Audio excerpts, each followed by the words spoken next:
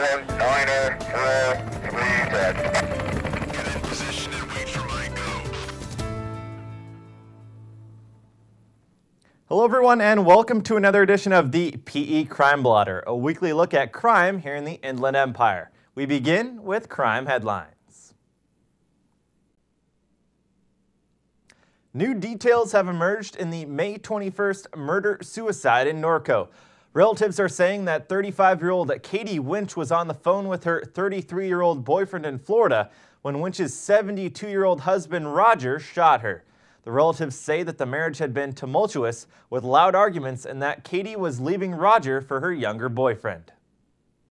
A one-hour car chase through San Bernardino and Riverside counties landed a 35-year-old San Bernardino woman in jail for evading police and battery on an officer. Jennifer Marimon, also known as Jennifer Stagner, is accused of racing away from a traffic stop Friday in the San Bernardino area of Muscoy at more than 100 miles per hour in a 2003 Cadillac. Police say she had a no-bail warrant for a weapons charge and also a no-bail probation warrant out of San Bernardino County. She also had a $25,000 drug transportation warrant out of Riverside County. A 24-year-old San Bernardino man is behind bars for investigation of gunning down a 29-year-old resident of that city Saturday in a liquor store parking lot. Christopher Kennedy was arrested at 11:30 p.m. Sunday and booked for investigation of murder. Isaiah Deshaun Brutus died at the scene of the 2 a.m. shooting Saturday in a strip mall along the Foothill Boulevard. Officials say a family pit bull dragged a 19-month-old Norco girl throughout her backyard Monday, but she wasn't badly injured. The toddler had wandered outside when a babysitter opened a sliding glass door to air out the house along 6th Street. The dog has since been quarantined. A French Valley woman and her daughter have been charged with serving alcohol to an underage person who was later involved in a fatal DUI crash.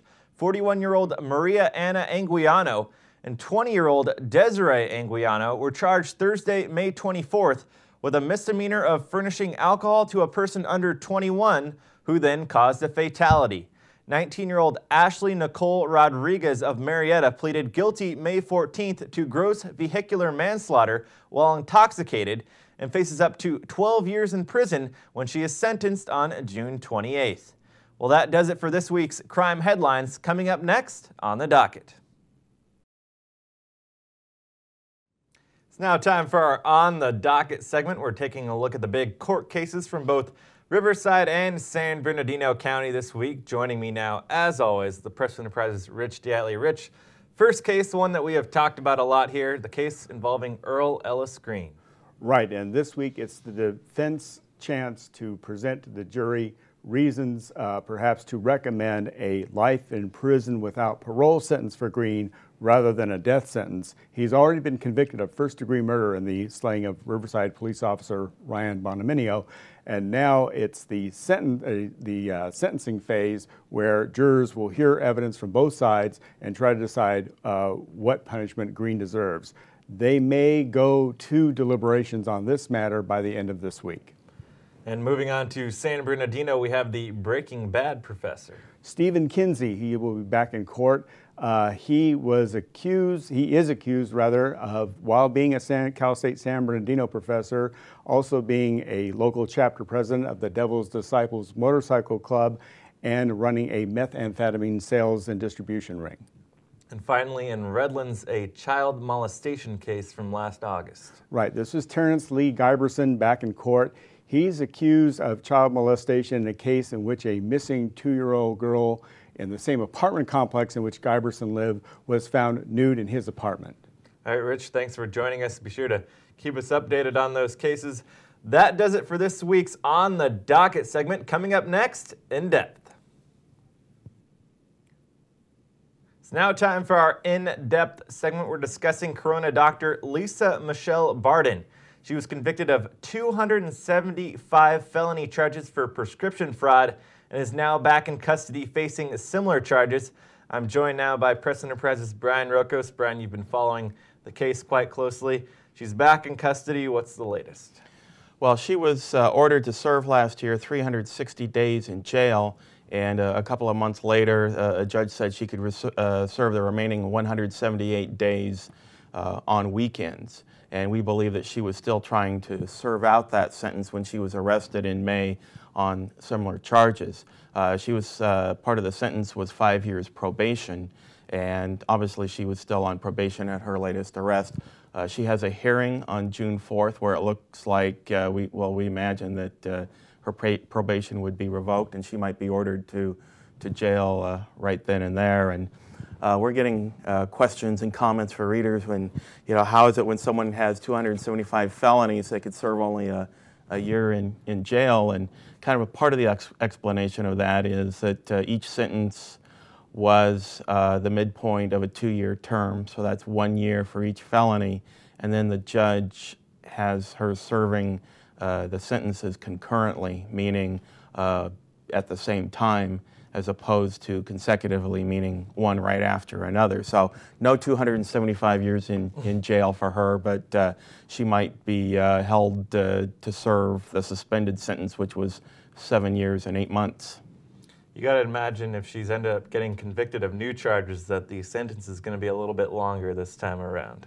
Well, the suspended sentence was 7 years and 8 months, and but the judge just told her serve a year in jail, 5 years probation, and of course, if you mess up, maybe you serve that entire sentence. So she's still in custody. Bail is $100,000, and will be in court when she's in court on June 4th. All right, Brian, thanks for joining us. Be sure to keep us updated on the latest. That does it for our In-Depth segment. Coming up next, Off the Beat. It's now time for our Off the Beat segment, a popular topic that we were discussing a few weeks ago, the bomb squad here in the Inland Empire. Joined now by our local bomb specialist, self-proclaimed, Eric Vilchis. Eric, we well documented a few explosive devices like a lunchbox and a few other very non-threatening items that were disposed of by the bomb squad over the past couple months. We had one right across the street on Friday. That's right. It happened again. This time it was a backpack full of clothes that was found in the bushes next to the district court, the federal district court. And the bomb squad went in, sent the robot in, blew it up again. No threat. Turned out to be a bogus bomb again. But wasn't that all that bad for everybody? They didn't evacuate the courthouse, but the credit union across the street took full advantage and closed for the day. Interesting that it was on a holiday getaway Friday.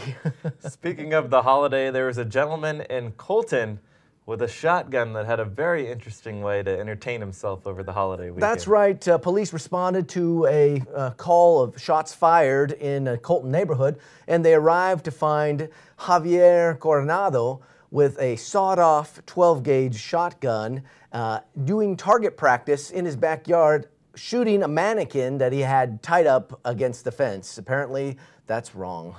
He was arrested and charged, booked for possession of a sawed-off shotgun, as well as negligent discharge of a weapon. Very interesting, to say the least. Be sure to keep us updated on any future bomb threats here in the area as well. You got it. All right, that does it for our Off the Beat segment this week, and also wraps up this week's PE Crime Blotter. Thanks for joining us, and we'll see you next week.